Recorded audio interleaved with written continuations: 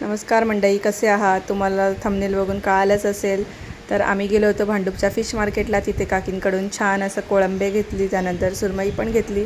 घरी आल्यावर छान असं कोळंबी साफ केली. आता कोळंबी साफ करताना त्याचा एक त्रास हा आहे की त्याचे दोरे काढायला प्रॉब्लेम होतो. तर इथे मी सुरीच्या साहाय्याने बघा छान बॅक साईडला शेपट्याच्या इथे छान असं ते काढून घेते बॅक साईडने. अशा प्रकारे सगळे कोळंबी साफ करून घेतलेले आहेत. इथे मी कोळंबीचा रस्सा बनवणार आहे. इथे कांदा चॉप करून घेते आहे.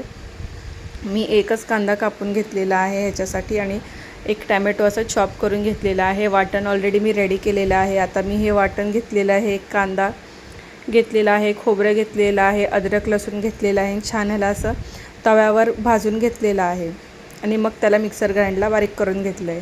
आता तेलामध्ये कांदा टमॅटो टाकून छान भाजून घेते 2 मिनटं. त्यानंतर याच्यामध्ये वाटण ॲड करणार आहे. आता घरातले सगळे बेसिक मसाले टाकून घ्यायचा आहे. घरगुती मसाला टाकायचा आहे. त्याच्यानंतर काश्मीरी लाल मिरची पावडर, धणे जिरे पूड टाकलेली आहे. त्याच्यानंतर हळद टाकलेली आहे आणि छान असं ह्याला मिक्स करून घेतलेलं आहे 5 मिनटं. त्यानंतर हे बघा माझ्या खिडकीमध्ये इथे कबूतर आलेले आहे, त्यांना खायला टाकलेलं होतं.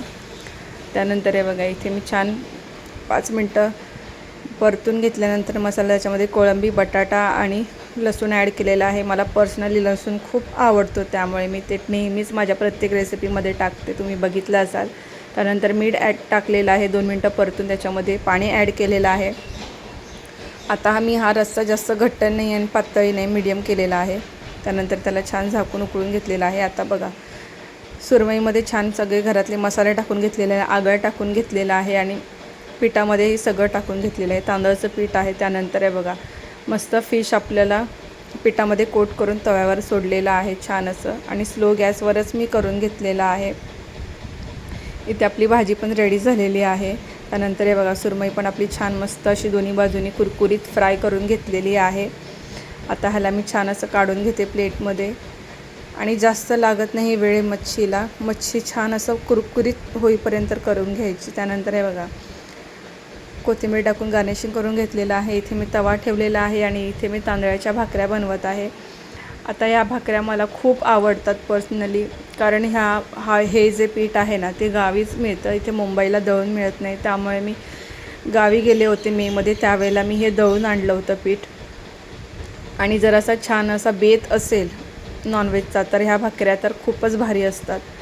तर तुम्हालाही अशा भाकऱ्या आवडतात का किंवा तुम्ही खाल्ल्या आहेत का, नक्की मला कमेंट बॉक्समध्ये सांगा. आता हे छान असं भाकरी ओतून घेतलेले आहे तव्यावर, छान असं तिला पसरवून घेतलं आहे. थोडंसं पाणी लावून हे बघा त्याला पलटी करून घेतलं आहे, दोन्ही बाजूने छान भाजून घेतली. इथे आपली जेवणाची प्लेट रेडी आहे. हे बघा आम्ही जेवायला